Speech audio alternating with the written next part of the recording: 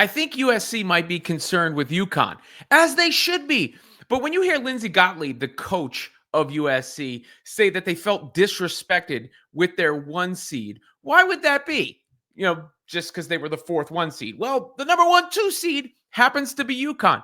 And in contrast to that, Geno Auriemma sounded really relaxed. He basically said, you go where you're sent, and that's the way it is. And UConn goes into the tournament peaking at the right time. They actually are number 1 in net ranking, but Paige Beckers is playing her best basketball of the season. AZ Fudd is healthy. Sarah Strong has emerged as a complete force. So now it's impossible for USC and UConn to both be in the Final Four, meaning Juju Watkins and Paige Beckers, 2 of the biggest stars in the sport, both can't be in the Final Four. But barring a major upset, it means they will definitely meet in the Elite 8, a rematch of last season where UConn got the win. Earlier this year, USC beat UConn, but it sounds to me that the Trojans are a little concerned that the rematch might not go the same way, probably as they should be. So when you hear that talk, I could play these clips over and over again. I've already played them a few times, but I just find them so amusing. Here was Gottlieb again expressing the disrespect she felt. For me, I never thought I'd be a 1 seed and feel disrespected, but I thought the committee, I thought there would be very little chance we would be the number 4 overall, number 1. And so, we've got a big game here on Saturday against UNCG, and we'll handle it accordingly. But you tell me if you think that bracket that we got should have been the one that it was. I can't speak for the players. I think they're excited to play, but this was not on my bingo card to be a little bit, frustrated after being a 1 seed. And it's not, an arrogance of any kind. I think there's a lot of really good teams, and you got to play the first game in front of you and earn your way from there. And that's what we'll do. But sometimes I don't understand people who make decisions in women's basketball and why they do what they do. And certainly with this committee, I would love to ask some questions. So, what else could be behind that? I guess just the general sense of disrespect. I could understand that. But the biggest downside to being the number 4, number 1 seed is that UConn is the number 2 seed in your region. And again, Geno Auriemma's confidence makes me believe more and more in UConn as the tournament approaches. So what do you think about the bracket? I thought it was great. I don't think there's any surprises that pop up in these brackets.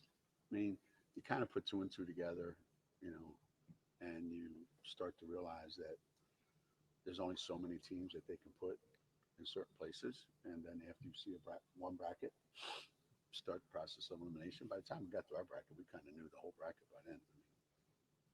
So, as I told everybody out there, there's no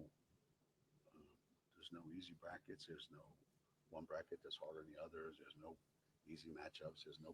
Somebody's got a tough road. Somebody's got an easy road. It's just, you go where you play. You go where they tell you, and you play who they tell you. It's been like that from day one. That sounds like a man who is not concerned, though USC should be concerned with UConn. If you want to pick against me, by the way, in the NCAA tournament, the Hoopin Havoc Robin Lundberg contest is ongoing. Link in the description. You can make all sorts of different picks, whether Juju Watkins will break Kelsey Mitchell's scoring record for first 2 seasons in the first weekend, which number 1 seed will win their game by the most points, which number 2 seed will win their game by the most points. There's obviously individual games to pick in there as well. It's a $10 entry fee, and you get a chance to win your share of $500 in prizes. So check that link out in the description. And the NCAA tournament should be a lot of fun.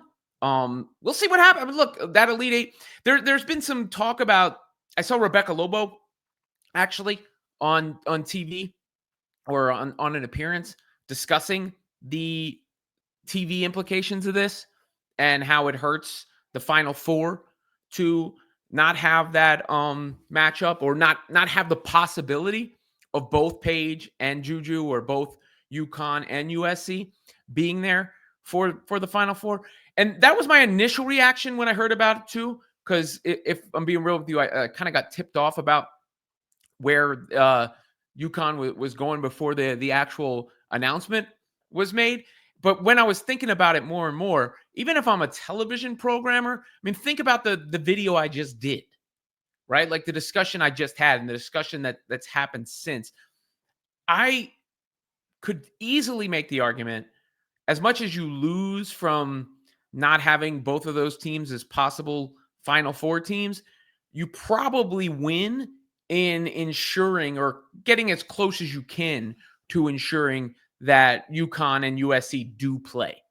Because if you're relying on simply it being in the Final Four, there's a greater chance one of them gets bounced in the Elite Eight, or at some point before then, of course, though the women's bracket has fewer upsets than the men. I believe no team lower than 3 has ever won the championship on the women's side of things, which is pretty incredible when you think about the dominance that these programs have had. But I do believe we're starting to see that parity come more and more. And USC doesn't have a cakewalk in my mind. Look, UConn lost to Tennessee this year, so it's not as if they're unbeatable. Kentucky is an interesting matchup possibly for USC before they even get to UConn. Iowa has been a strong team at the end of the season, and they're on the same half of the bracket as UConn.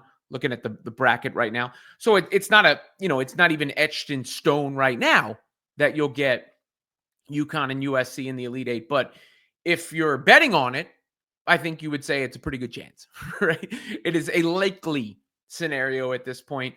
So what do what would you take if you're doing the math? Would you take a 80% chance you get the matchup in the Elite Eight against a 50% chance you get it in the Final Four, or however it would break down? I mean, I think you just want to make sure you have that matchup at all. Even if you would ideally, like if I'm ideally programming it, you want South Carolina, USC, UConn, and probably Notre Dame, I would say, in the Final Four. But a lot of teams going to have something to say about that, including UCLA, who's the number 1 overall seed, period. Right? And I think you might see, and Texas is probably, claiming disrespect. Everybody always claims disrespect at this time of year. I thought it was funny how much Rose, BC claimed disrespect after winning the unrivaled championship, when I'm not trying to be mean, but I just hadn't heard many people talking about them at all for them to be disrespected. And then I see South Carolina and all these commercials like about doubt. Who is doubting South Carolina? I don't get that at all. I don't get that at all. But these powerhouse programs do power things, and the further they go, the better it's going to be for the NCAA tournament as a whole. However, one thing is a guarantee: both UConn and USC will not be advancing beyond the Elite Eight. You can take that one to the bank.